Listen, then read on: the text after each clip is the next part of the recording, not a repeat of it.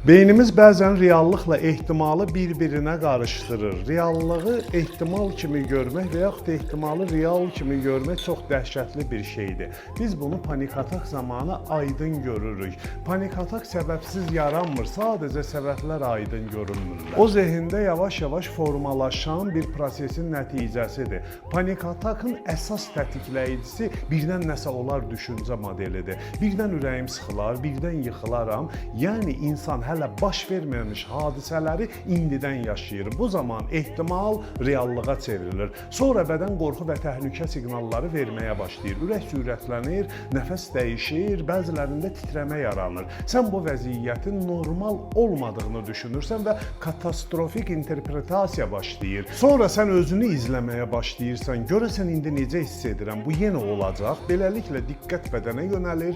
Diqqət artdıqca siqnallar böyüyür. Siqnallar böyüdükcə qorxu artır. Beləcə psixoloji dövrə yaranır və sən qorxudan qorxmağa başlayırsan. Yenə tutsa nə edəcəm? Yəni sənin gözün yolda qalır və panik atakı gözləməyə başlayırsan. Problem artıq panik atak deyil.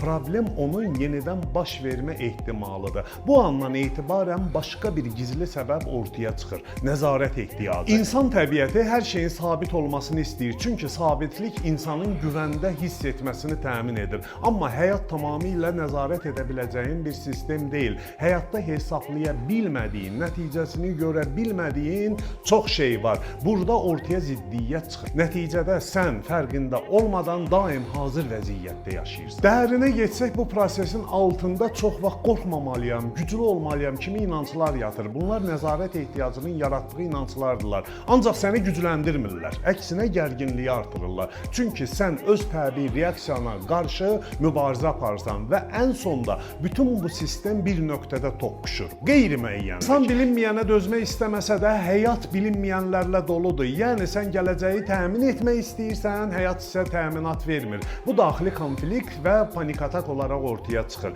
Panik atak zehində başlayır, amma onu reallaşdıran bədəndir. Sən sadəcə düşündüyünü yaşayırsan. Burada bir məntiq ortaya çıxır. Əgər panik atak bu qədər sistemli şəkildə yaranırsa, deməli onu sistemli şəkildə dəyişməklə mümkündür. Nat yanaşmasında panik atak sadəcə simptom kimi yox, onun arxasındakı neyroassosiativ strukturlar kimi analiz edilir və bu strukturlar dəyişdirilərək insanın illərlə daşıdığı emosional yükləri sürətlə neytrallaşdırmaq mümkün olur. Bu istiqamətdə mən hər zaman gözəl nəticələr almışam. Bu həll olunmayan problem deyil, sadəcə doğru yanaşma tələb edir. Unutmayın ki, panik atak zəiflik deyil, həddən artıq güclü görünməyə çalışan sistemin yorğunluğudur. Fikirləriniz çox dəyərlidir.